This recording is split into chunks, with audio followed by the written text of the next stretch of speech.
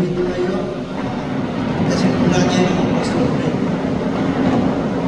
I believe in God, Father Almighty, Maker of heaven and earth, and Jesus Christ, His only Son, our Lord, who was conceived by the Holy Ghost, born of the Virgin Mary, suffered under Pontius Pilate, was crucified, dead, and buried, and descended into heaven.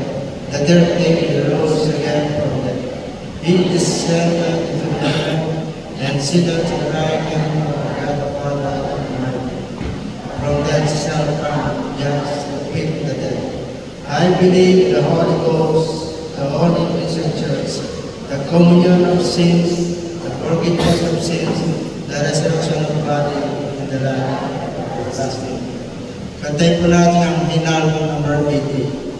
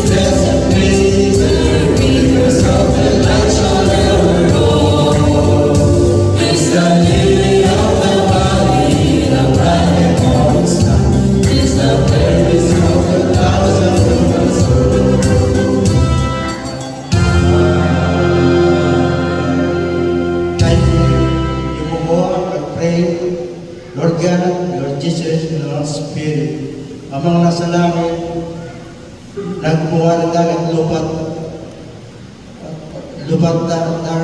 namin.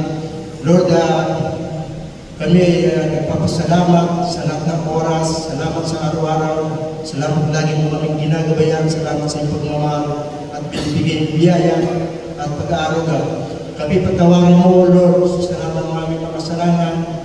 Kung kami mali pa ngayon, kami ituwid mo. Kung kami naligaw, kami ay gabayan mo, proteksyonan. Kung kami ay nagdadapa at muling bumabang, Panginoon, aakyat patungo sa inyo landas. Kami nandito ay magbibigay ng bugay, magbibigay saya, magbibigay ng kapobre, at kayo na bumbara sa lahat ng bagay. Lord, tinataas ko po, Lord, ang mga kapatid nandito na kanilang pangangailangan. Ibigay mo, Panginoon, lalo sa financial, kailangan ng trabaho, makakailangan. At ganoon din po, Lord, sa kanilang pangangailangan. At ganoon din po, Lord, na kanilang karamdaman mula sa ulo hanggang sa Panginoon sa pagalingin mo at yan ang pumamunan. Kami ibigyan mo ng pakumbaba, pagkaunawa, pagkaintindi at pagkatalino. Kami mamuhay ng mapayapa, mabuhay ng banal, mamuhay na may takot sa iyo at sumunod sa inyong mga kautusan. Salamat, Panginoon, sa araw-araw. Salamat sa araw na lagi kaming ginagawa. Lord, kung mga plano gawa ng kalaban, huwag mong pahintulutan, Panginoon, sa pagkasulong ng church na ito na buksayin ang gawa namin. Jesus mighty name, get out, Satan. At yan ang pumuna sa amin na, Lord, salamat at manang ka, pangabot ka, itong mga samod na namin sa pangalan ni Jesus. Amen.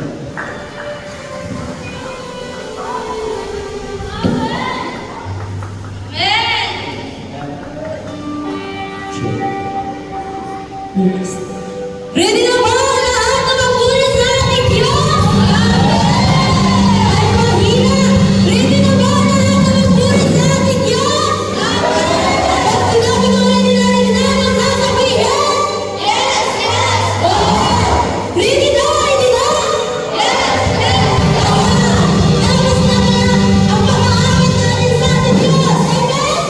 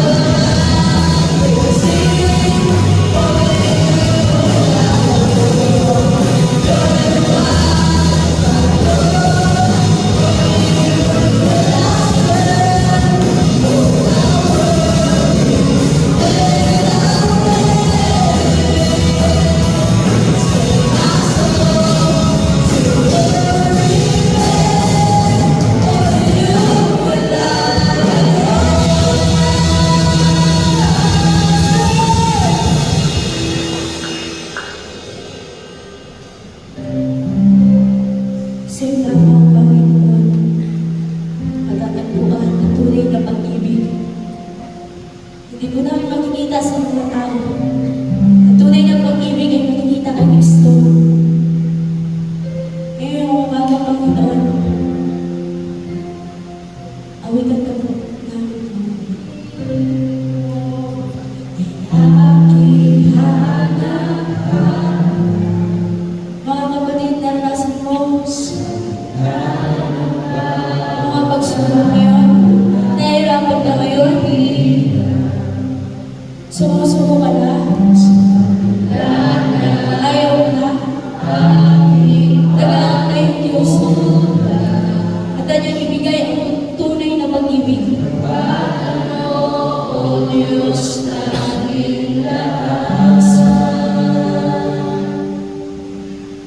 sa puso at damdamin, ika'y nananatili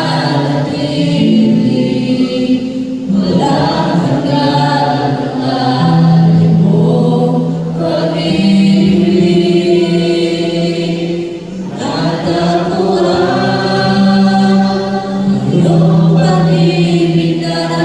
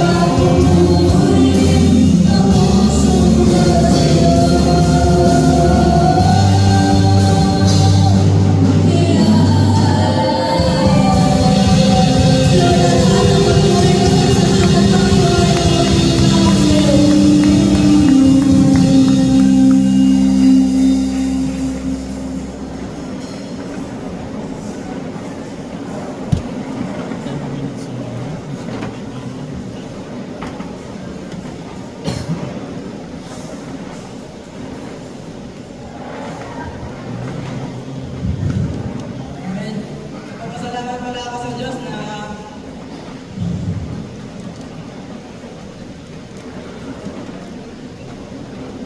nagpapasalamat na ako sa Diyos na ginabayan na ako na mag-Bible story sa mga bata. At nagpapasalamat din ako sa Diyos na ginamit niya yung pride ko na ikitiro na pupunta dito sa Bible College.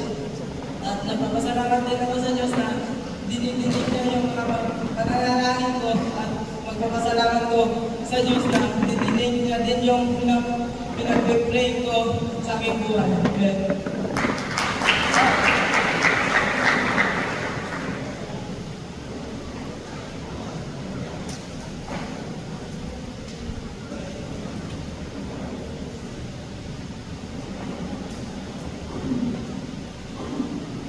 Amen. Pag-pray po natin yung mga offering. Yes, Lord, dakilan ba namin Diyos, mga Panginoon Ama. Kami ang patuloy, Panginoon, at magpapasalamat ni God sa iyong kapagyan at sa iyong kadakilaan. We pray, Panginoon, sa mga biyayang na ito, God, na iyong pinagkaloob sa buhay ng bawat sa amin, Panginoon. Kaya yung mga God na magamit para sa kalalawang ng iyong Ebanghelyo upang sa ganun makita ka, makilala ka, matakila ng Panginoon. We are praying, God, na palaguin nyo nga, Panginoon, pananampalataya, God, gagawin nga, Panginoon, ang mga sources na mga incomes, God, ng mga tao, Panginoon, kung kayo na makakalaman mo, God, na merong puso, Panginoon, na magbigay, Panginoon, at magpagamit para sa iyong Ebanghelyo. God, pinatas ka namin, tinatangkilan, pinakapurihan. Kung kami dalangin sa palansos namin, Diyos. Amen. Sa mga hindi po po nakapagbigay, hindi po tayo magbigay.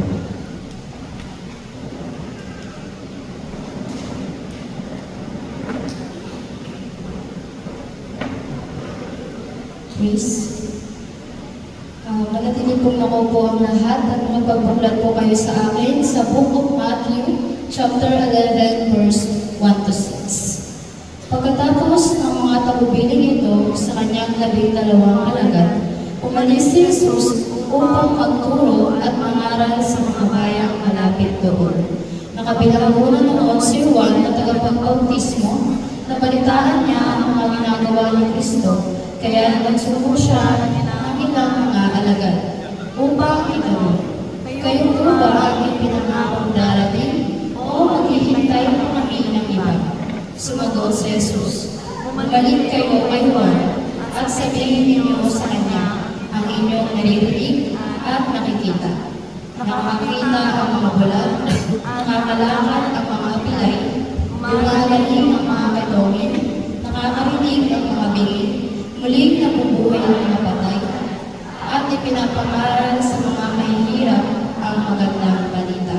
Pinagpala ang taong hindi nag-aalinlangan sa akin. Amen.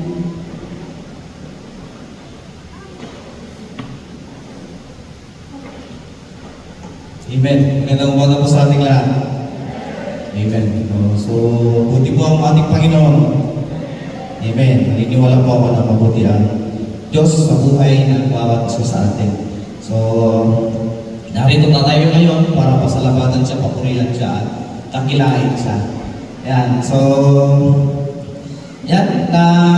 Basa na po natin yung teksto ng ating mensahe. Makikita po natin dito yung sa una, makikita po natin dito si Jesus Christ. Yan. Si Jesus Christ ay nagbigay siya ng command, ng instruction sa kanyang mga disciples. Makikita po natin na nagbigay siya ng instruction na commands doon sa disciple niya. At pagkatapos daw noon, ay pumunta siya sa isang lugar na kung saan ay nagturo siya. Sa kabilang banda naman, makikita natin dito si John the Baptist.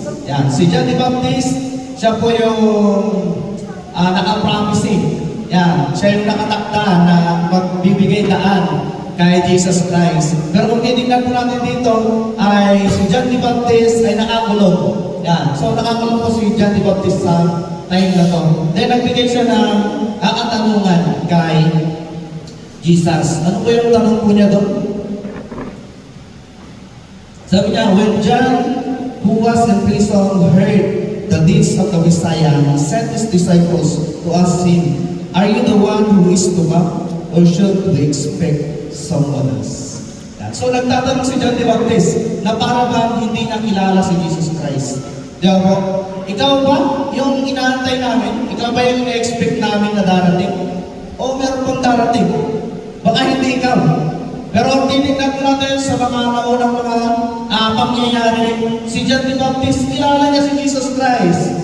Doon sa John chapter 1, verse 29, makikita mo natin doon, sinasabi ni John the Baptist, "Look, here is the Lamb of God." Yan, si Jesus Christ, siya yung tupa ng Diyos. Diba? Siya yung tupa ng Diyos. Ibig sabihin, kilala niya, itong taong ito, ito yung magliligtas ng sanlibutan. Sinasabi ni John the Baptist. Tapos, dumating yung time na si Jesus Christ nagpabautismo. Kanino siya nagpabautismo? Si John the Baptist yung nagbaptize kay Jesus Christ. At tumanggi pa si John the Baptist. Sabi na ni John the Baptist, hindi ako marapat dapat ako yung bautismo ako. Ikaw si Jesus, ako si John. Ikaw ang Messiah, ako normal lang, propeta mo lang. Parang ganun yung sinasabi ni John the Baptist. Pero kung tinignan mo natin dito sa chapter 11, nagtatanong siya na para bang wala siyang alam. Nagtatanong siya na para bang hindi niya kilala si Jesus Christ. Ikaw na ba yan o hindi? Ikaw na ba yan o meron pang iba? Pero kasasabi niya lang kahapon, ito yung anak ng Diyos. Ito yung maliligtas ng sanlibutan. Pero ay nagtatanong siya, ikaw ba yan? Totoo ba? Yan. So, ganyan po yung nangyayari dito sa Matthew chapter 11. Tayo po, kumusta naman ako tayo? Ganyan din ba tayo o hindi? So, si John the Baptist, pagkita po natin na nagkaroon po siya ng question kay Jesus Christ. Bakit kaya nagawa ni John the Baptist yun? Bakit kaya nagkaroon siya? Kaya nag-ask ng question? Kasi kung titignan po natin, si John the Baptist, nakakulong siya sa time na to. Kinuha siya hinuli siya ni Herod. Basta, yung hari, hinuli siya ng hari. Tapos, pagkatapos nung kinulong siya. So, siguro, expectation ni John the Baptist hindi mangyayari sa buhay niya. Hindi niya mararanasan yung bagay na yun. Ako ang prepare dun sa daanan ni Jesus Christ.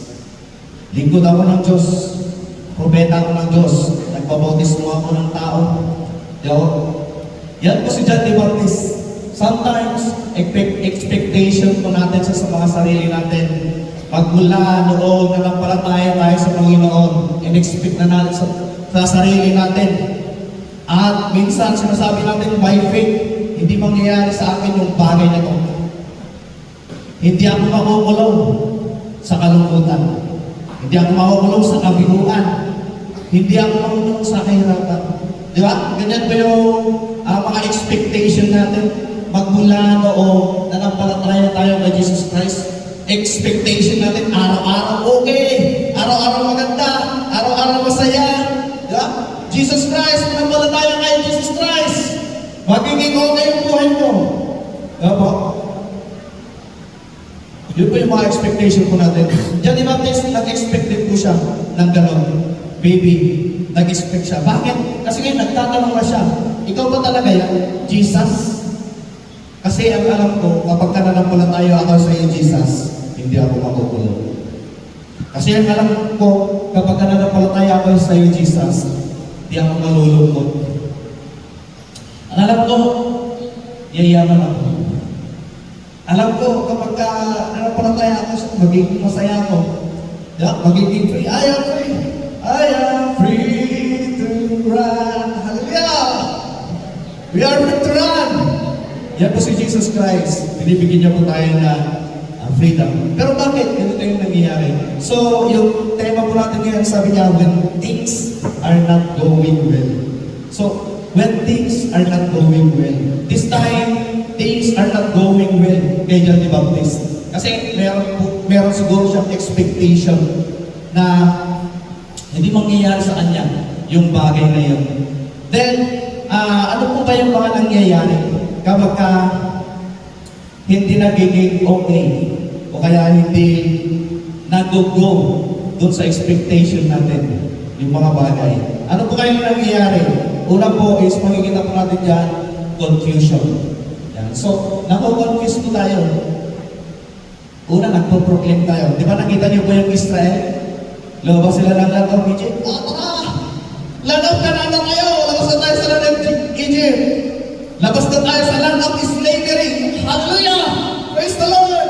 Lumabas sila doon sa land of Egypt. Mga Israelites, ang saya-saya na yung lumabas. Diba?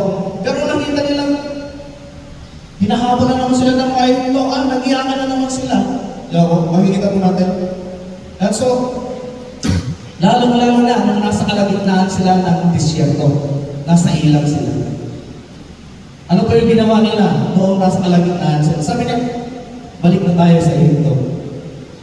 Dinala mo kami dito, Moises, para patayin.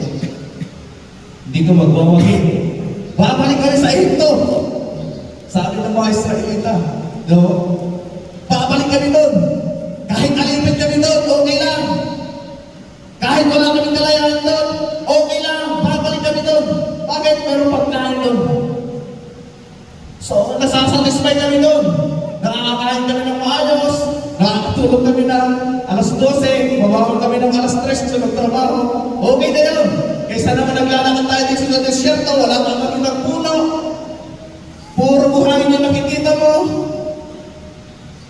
Saan tayo mapatungo? Yan, siguro yun po yung mga, yun yung, sa mga Israelita, di ba? Ganun po yung nangyari sa kanila. So, nagkakaroon tayo ng confusion. Pangalawa po is doubt. Nagkakaroon na po tayo ng doubt. Noong una, nagsasaya tayo ng mga Israelita. Hallelujah!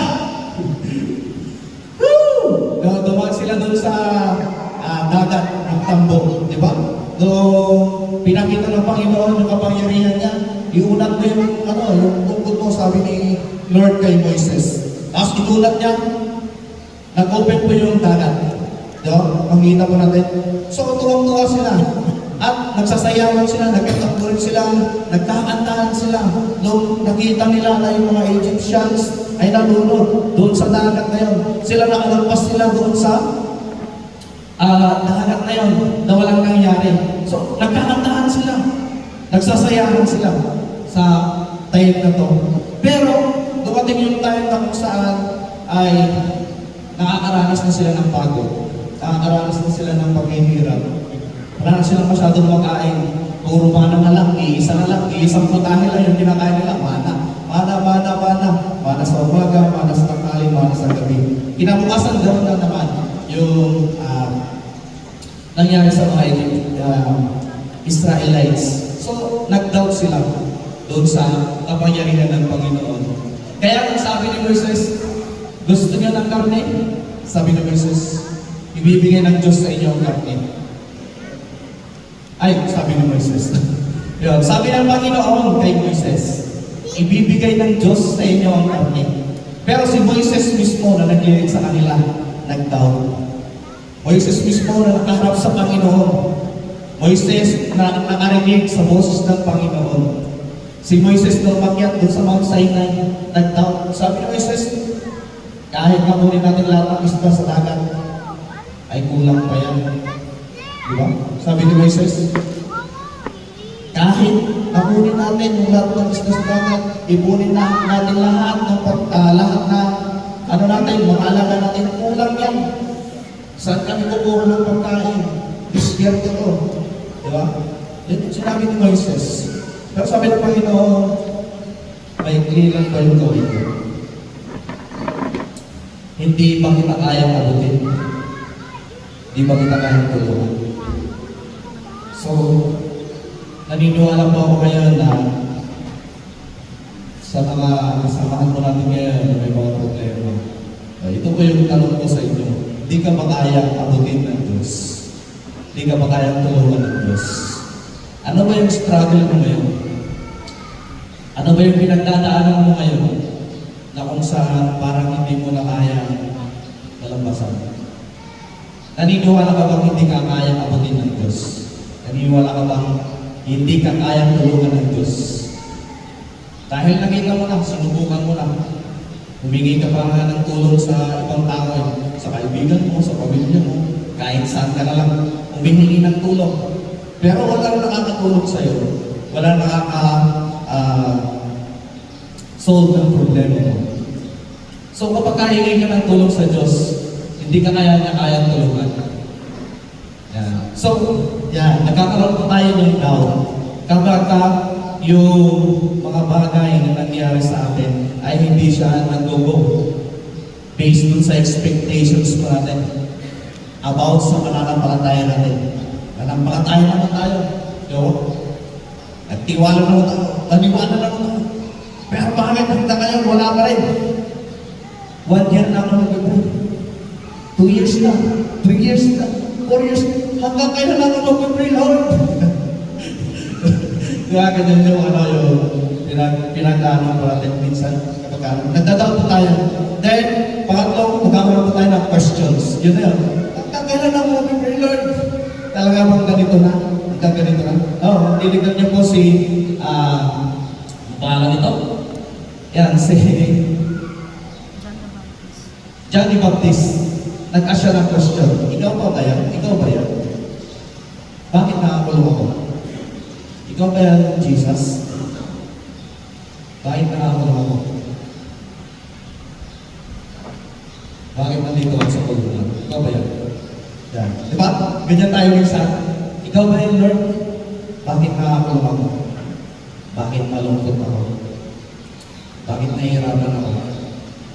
Bakit nabibigatan ako? Ikaw ba talaga yan? Makapangyarihan ka ba talaga? Nakila ka ba talaga? Wala ba talagang imposible sa'yo? Kaya mo ba talagang ibigay ang lahat?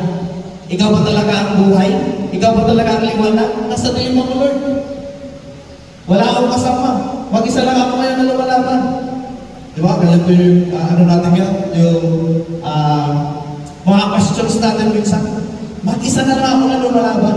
Kahit yung pamilya ko, iniwan na ako. Mga kaibigan ko, iniwan na ako. Wala nang tumutulong sa akin. Yan. So, kapag hindi nagiging maganda yung ano po natin, yung mga lagay po natin sa buhay, ganyan po yung nangyayari. Nag-ask tayo ng questions sa Panginoon. Questions na kung saan parang dinadowngrade natin yung kapangyarihan ni Lord. Parang sinasabi natin, wala ka nang magagawa eh. Di mo naman ako matutulungan eh. Mabuti pa, gawin ko na, buhos ko lang yung lakas ko. Ayaw ko bang tulungan yung sarili ko? Kasi malakas naman. Bakit na? Ganyan yung nangyari. Tapos, pang-apat, ito na po yun, mag-start na po tayo na mag-rebelde sa Panginoon. Mag-start na tayo na mag-rebelde sa Panginoon. Mag-start na tayo na lumayo sa Panginoon. Mag-start na tayo na kalabanin ng Diyos. Meron po sa amin isang tao na hindi naman siya nagsisimba. Pero every time na meron mga hindi magandang pangyayari sa buhay niya, sinisisi niya ang Diyos. Sinisisi niya ang Diyos. Hindi siya nagsisimba, hindi siya naniniwala sa Panginoon. Pero every time na merong hindi maganda na nangyayari sa buhay niya, sinisisi niya ang Diyos. Grabe naman itong tao na ito. Merong isang beses, nagbibilag po kami ng palay.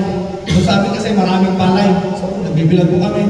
Hapon, malapit na po namin isako. Malapit na po namin ilagay dun sa sako.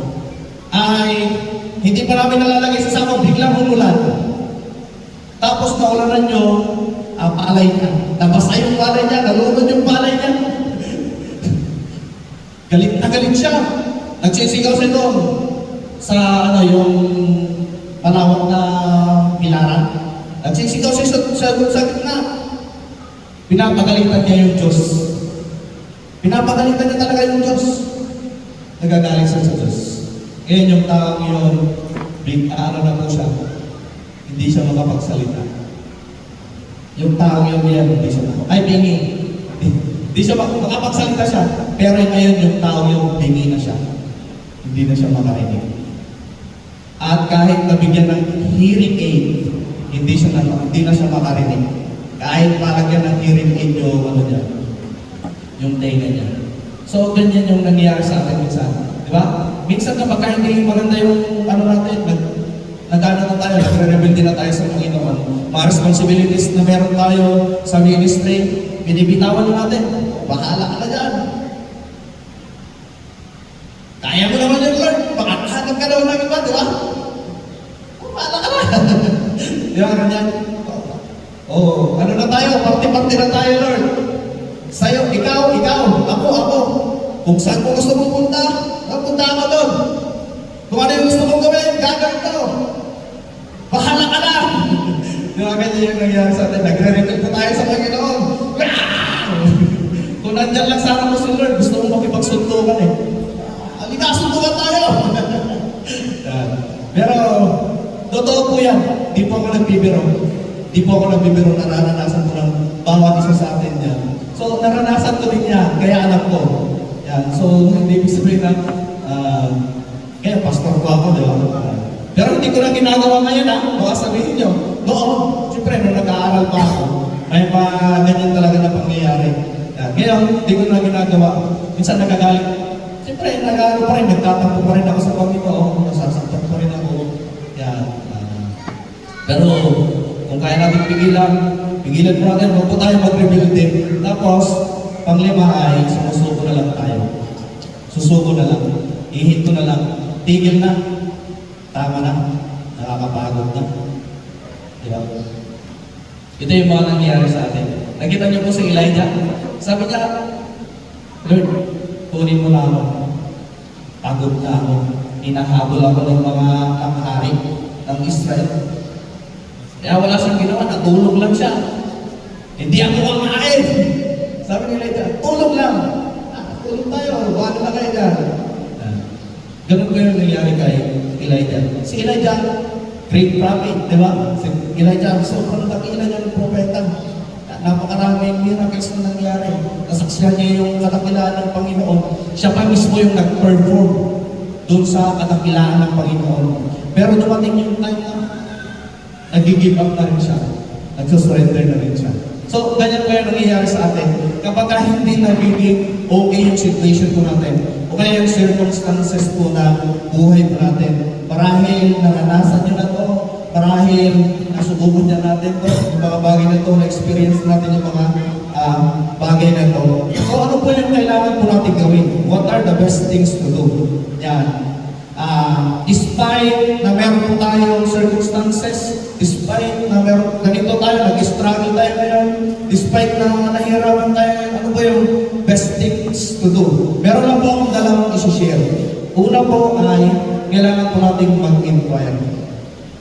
Una ay kailangan po nating mag-inquire. So, bale, sobrang ano lang, sobrang napaka-basic lang yung gagawin natin. Di ako po mag-inquire. Verse,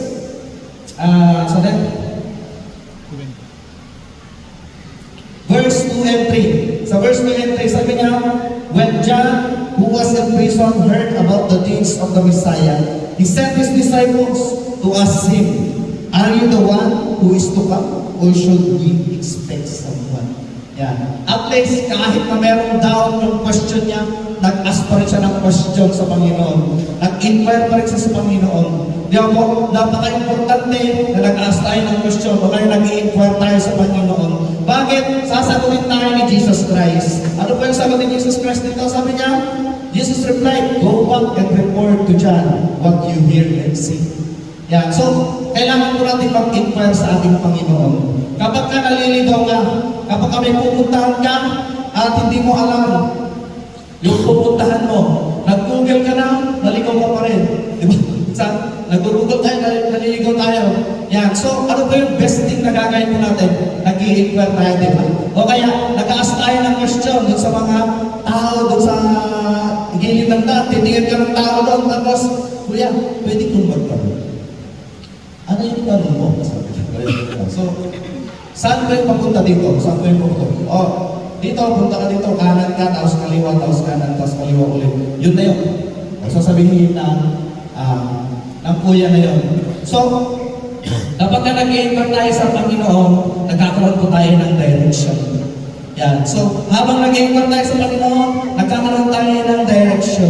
Nauuna yung confusion, nauuna yung rebellion, minsan dito sa ating isip, nauuna yung pagre-reklamo, nauuna yung mga negatibong bagay. Pero kapag nag-i-inquire tayo sa Panginoon, yung mga bagay na yan, kasi lilituhin ka ng bagay na yan, ilalayo ka niya sa tamang daan, natutuwin yung daan mo. kapag ka nag-i-inquire sa Panginoon. Makikita niyo po yung buhay ni David.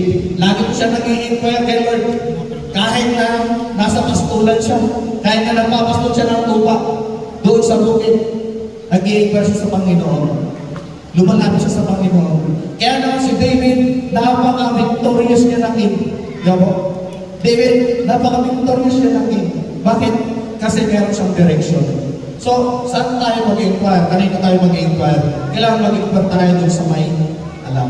Doon sa mayroong direction. Yan. Sino po yung mayroong direction? Mag-inquire tayo sa Panginoon. Mag-inquire tayo kay God. Sinasabi ni Jesus Christ, I am the way, the truth, and the life. Ako lang yung daan. So, kung siya lang yung daan, kaya ka nang ilip doon sa daan. Pero kung nag-inquire ka doon sa, hindi man niya alam kung ano yung daan, kung saan ka lang niya ililip. Diba? Ano lang yan? Manggagansyo lang yan. Nilulumo ka lang niya. Kahit hindi niya alam, o dito, kanan. Kanan ka dyan, tapos kaliwa ka, pagpunta mo, wala naman. Guys, minsan may mga gano'n. Minsan na ba ninyong naranasan yung bagay na yan, naloko na kayo? Dahil mali yung information na na-receive po natin. So, kapag nag-i-inquire po tayo sa Panginoon, ay magkakaroon po tayo ng direction sa ating Panginoon. Then ililinya po tayo doon sa lugar na kung saan gusto po natin puntahan. Yan. Doon sa lugar na gusto po natin puntahan. Then, titignan po natin dito sa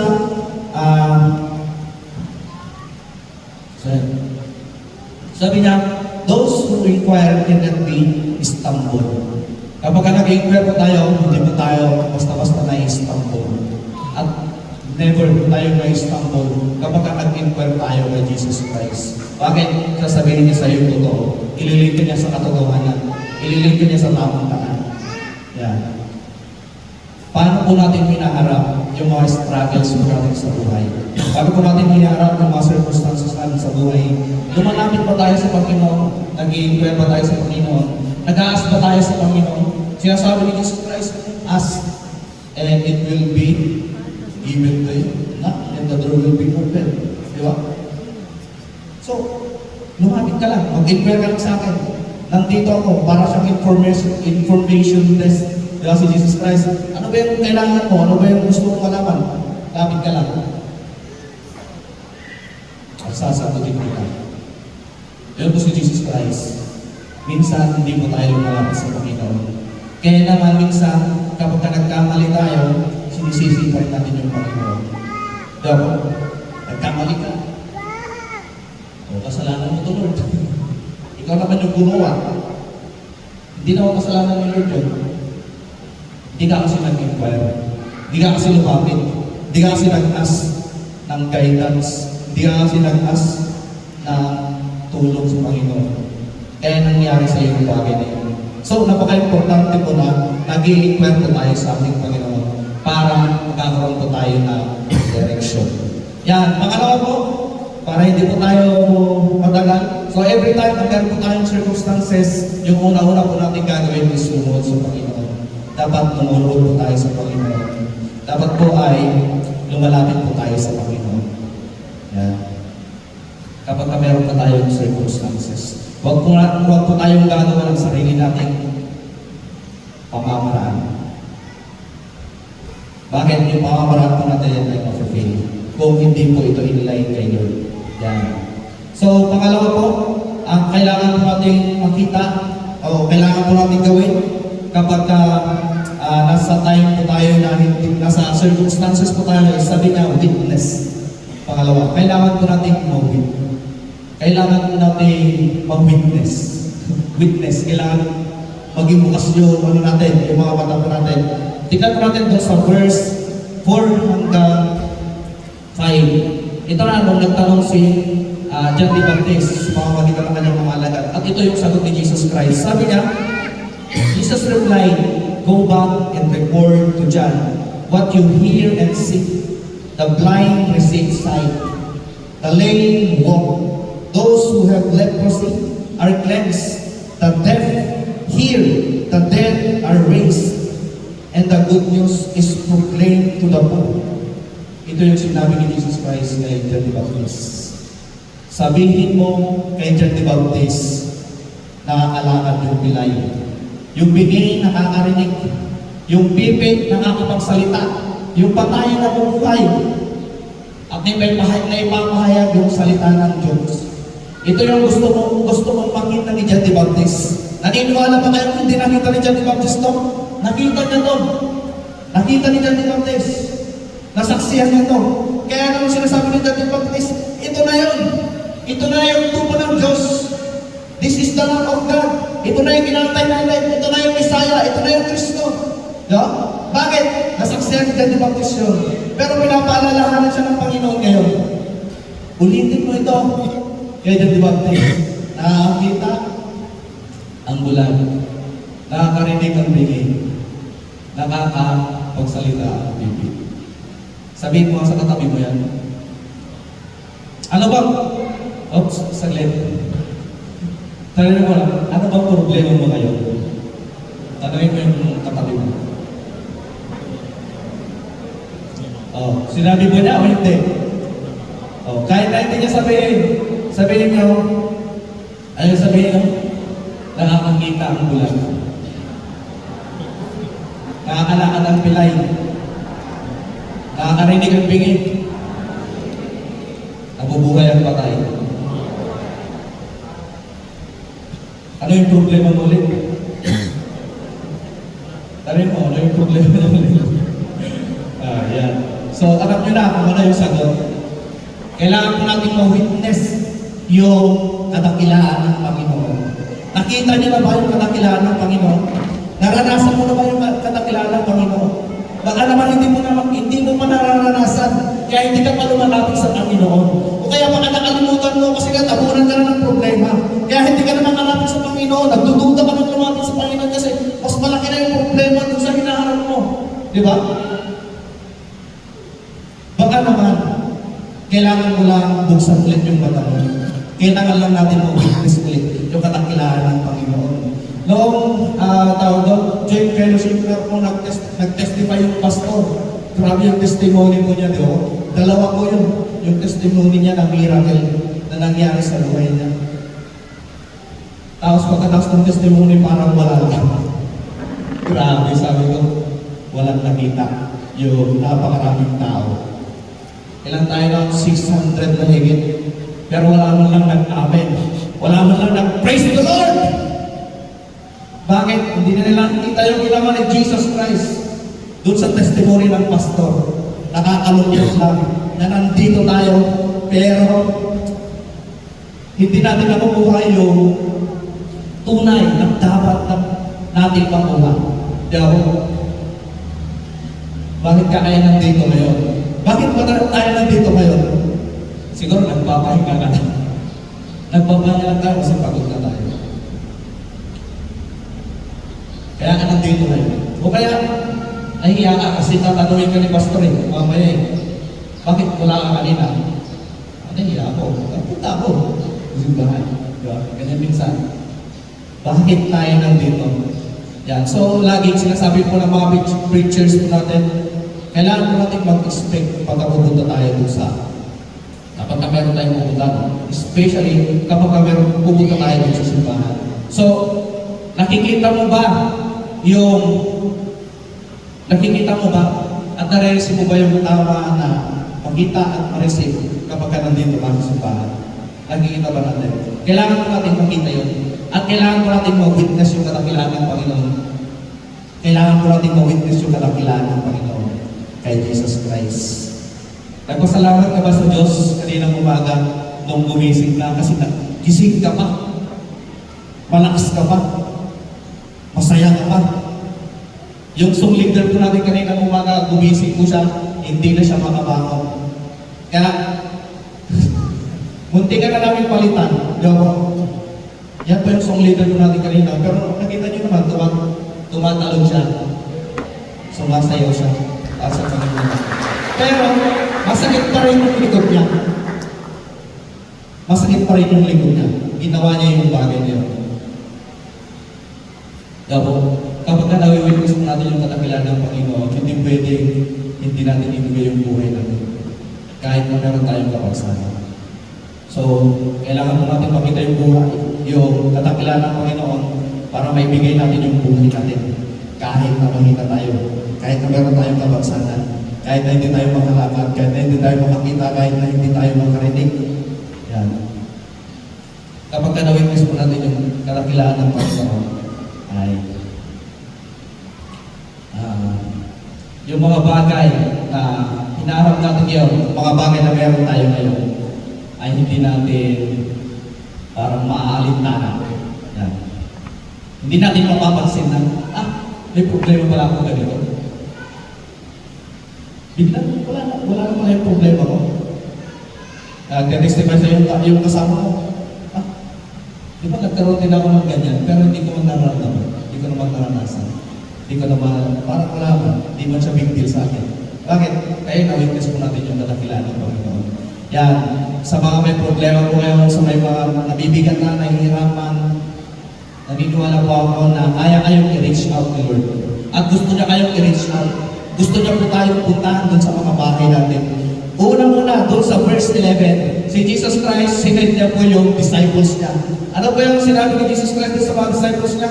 Huwag kayong magdadala ng bag.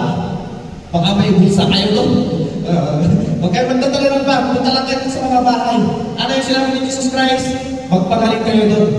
Ibahagi yung salita ng Panginoon. Yung mga may sakit, pagalingin nyo. Di ba? Yun yung sinabi ni Jesus Christ. So, sinisend niya yung people niya para i-reach out yung mga tao na nangangailangan. So, tayo ni-reach out tayo ng ating Panginoon. Kaya huwag mong sasabihin na hindi man lang lumapit sa akin si Lord. Hindi man lang nagsalita sa akin si Lord. Hindi man lang nagpakita sa akin si Lord. Baka nagpakita, ayaw mo lang. Ayaw mo lang. Baka narinig mo lang, pero ano lang, tinakpan ko lang yung, yung tenga mo. Diyan po, nag-send si Jesus Christ ng mga disciples niya.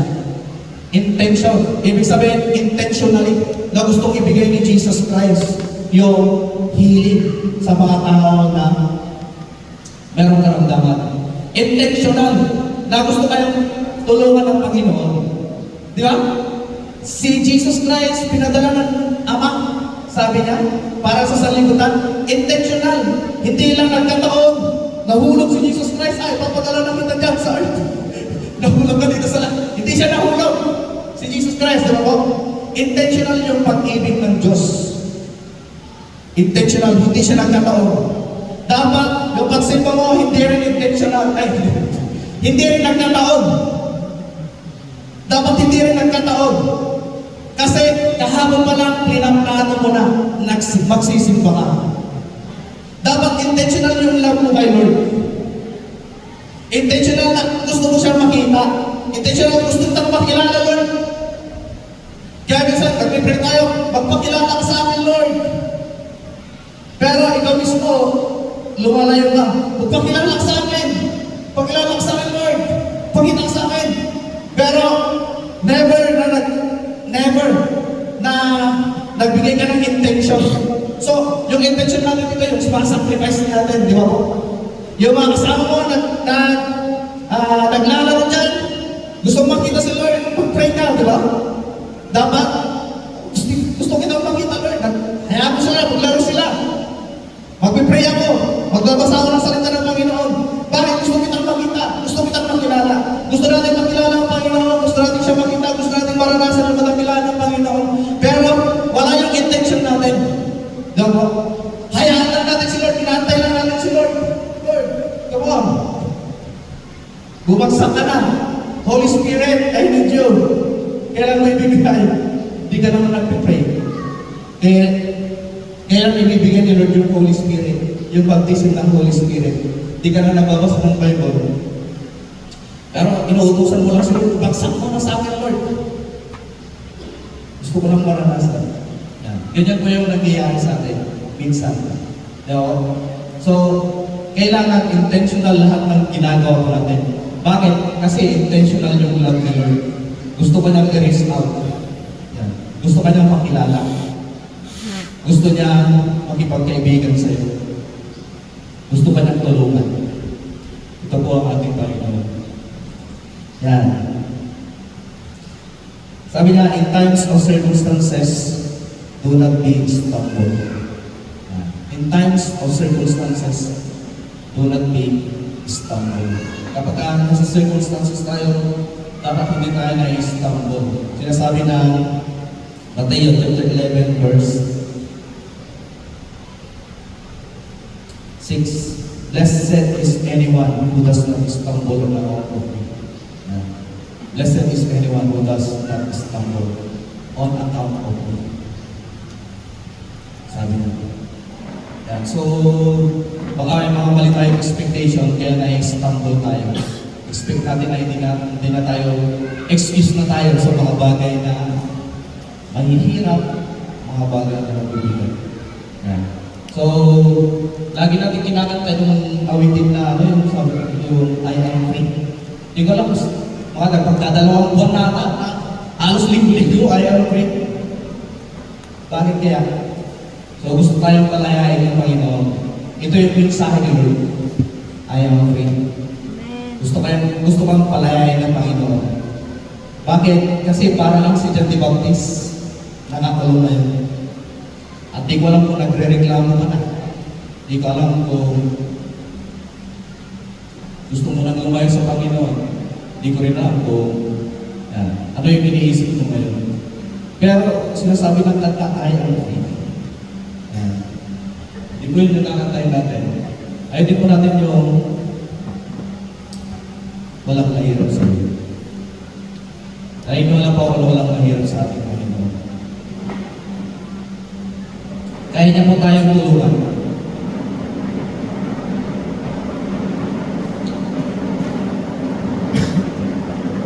Kaya ka na protektahan.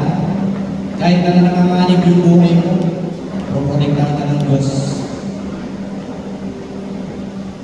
Kahit na meron kang karamdaman, pagagaling ka ng Panginoon. Nangihina ka ngayon, papanumbalikin ng Panginoon yung lakas mo. Kailangan lang natin maniwala. Kagaya na pag-send ni Jesus Christ sa mga disipulo niya. Kung ikaw yung nasa bahay, kailangan mong tanggapin. Kailangan mong tanggapin yung disipulo, yung disciples ni Jesus Christ. Kailangan mong tanggapin yung regalo na gustong ibigay sa iyo ng Panginoon. Bakit? Kung hindi natin tatanggapin, kasi papagpag nila yung yung paaral nila. At wala kang matatanggap. Wala kang matatanggap kung hindi mo tatanggapin. So,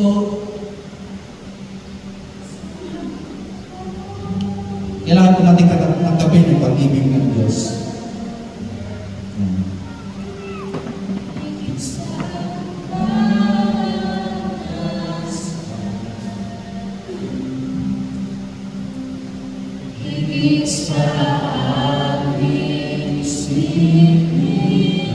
Kaya mo gawin.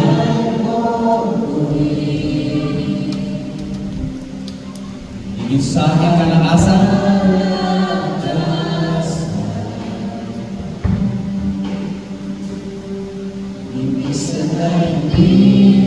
yan, lumapit ka sa Panginoon ngayon. Huwag mo intindihin yung mga katabi mo. Tindihin mo yung sarili mo ngayon. Lumapit ka sa Panginoon. Lumapit ka sa Panginoon. Lumapit ka sa Panginoon yung suliranin mo. Yan. Ano kayo gusto mong sabihin sa mga tao ngayon?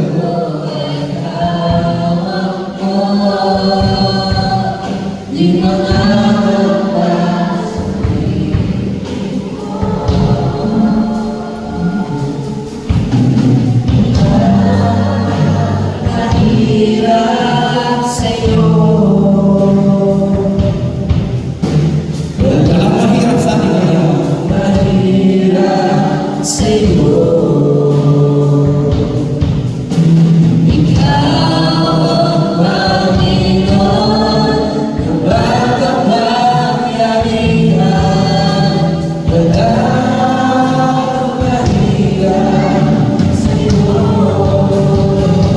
Yan, higit sa akin.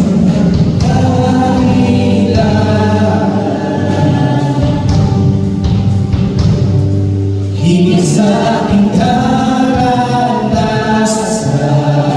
Hallelujah! Higit sa aking isipin. higit sa aking isipin, ay kaya mo gawin. Hallelujah! Mabuti ang Diyos ay ang kanyang kalakasan. Higit sa na hindi na kulang, higit sa aking isipin,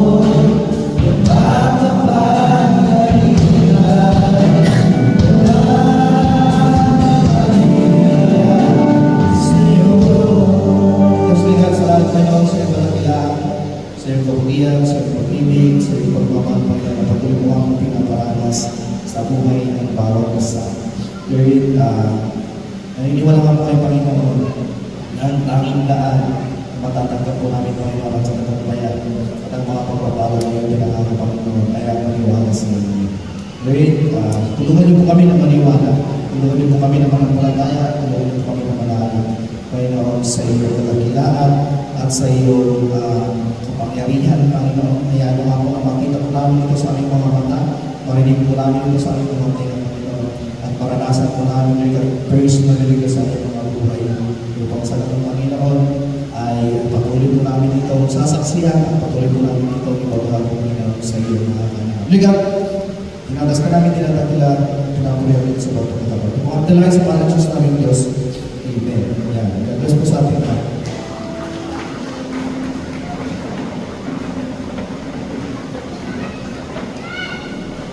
Praise God. Walang mahirap sa ating Panginoon. Amen?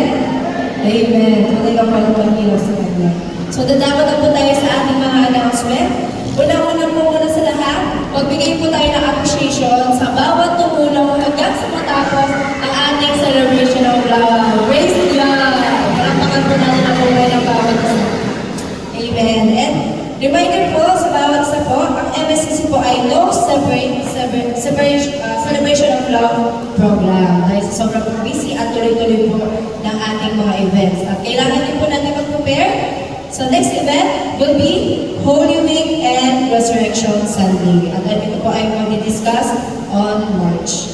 And announcement po din, ang Mindanao Mission Trip. Ayan, mabilis naman po yung panahon. April na po, mag-mission na po sila. So, tulungan po natin sila sa pamagitan ng panalangin. Amen?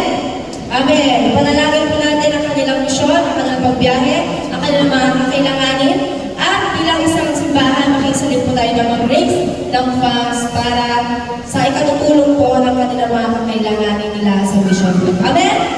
Amen. So, next naman po, support offering po para po sa WBC po mamaya. At ang ating dishwasher for this week ay ang mga young adult department. Praise God. Amen? And ngayon po, tinatawagan ko po ang ating mga bagong membro, si Brother Jason Figueroa. Nasa po siya? Sige po, tayo po tayo. Sister Lizelle Gregorio, Rhea Cabachero, and Monina Figueroa. Kung maaari po na kayo po ay lumapit dito po sa harapan at amin po namin kayong i-welcome. Welcome po sa MSCC. Praise God. Sige po, huwag po kayong maiyak. Kayo po ay welcome sa ating simbahan. At ang bawang isa po sa amin ay welcome kayo ang kakamayan. At uwitin natin ha. Salamat, salamat!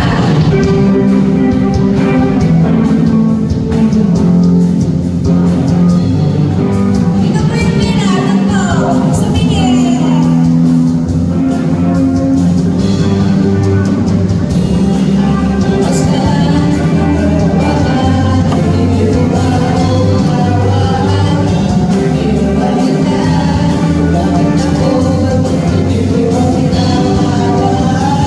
Because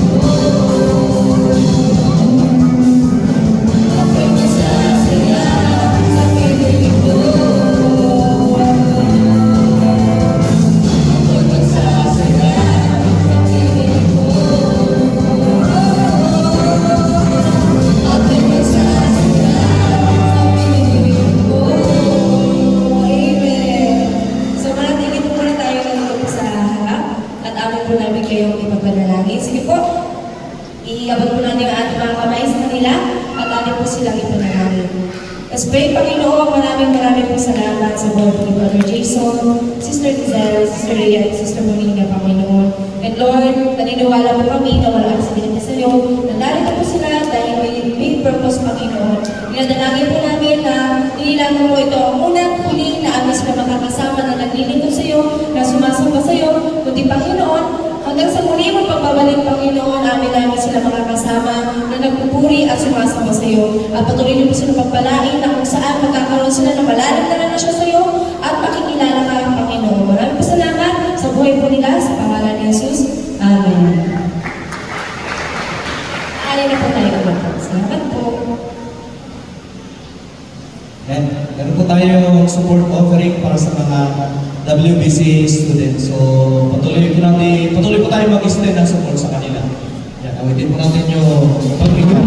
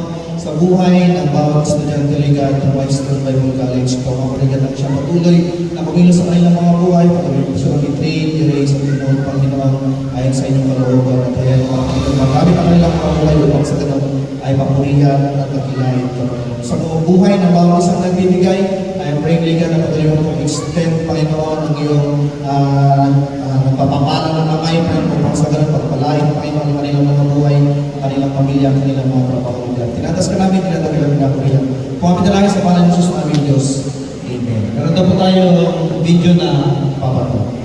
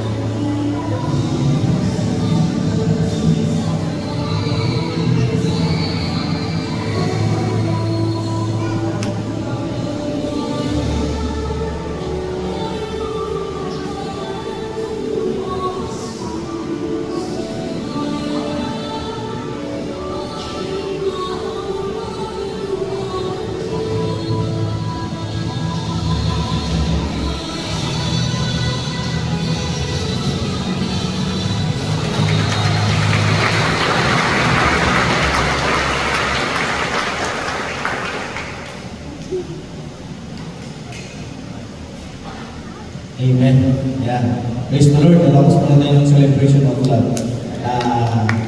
Kasama ang isa't isa. So, tayo na kami. Kaya po tayo lahat. Sigaw po natin yung missions. Ulat po natin yung mga kamay. Make 2 disciples. Make all disciples. Baptize with the Holy Spirit. Baptize in the Holy Spirit. And teach the Bible to obey.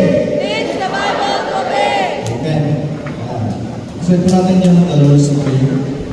Our Father, which art in heaven, hallowed be thy name. Thy kingdom come, thy will be done on earth as it is in heaven. Give us this day our daily bread, and forgive us our sins, as we have forgiven our debtors. And lead us not into temptation, but deliver us from evil. For thine is the kingdom, the power, the glory forever. Amen. Pwede po natin yung thanks to God.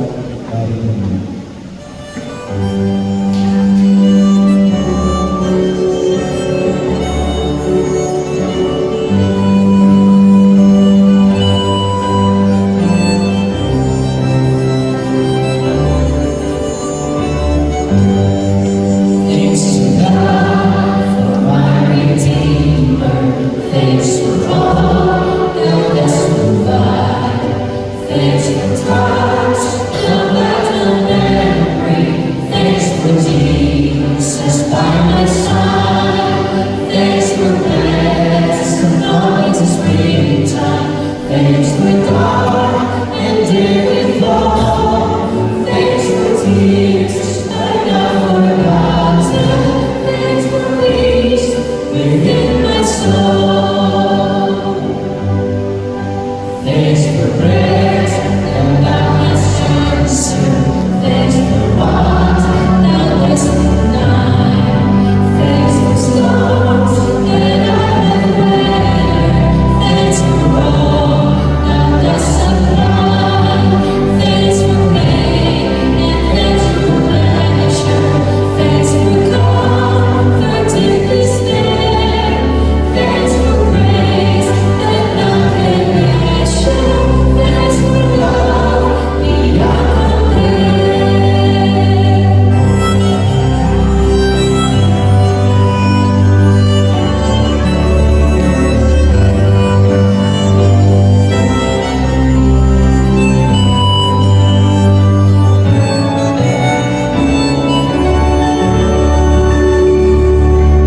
Thanks for roses by the wayside. Thanks for thorns their stems to take. Thanks for hope and thanks for fireside. Thanks for hope, that sweet refrain. Thanks for joy and thanks for sorrow. Thanks for having peace with me. Thanks for hope in my tomorrow. Thanks for all eternity. May the grace of the Lord Jesus Christ, the love of God, and the fellowship of the Holy Spirit be with us all. In Jesus' name we pray. Amen.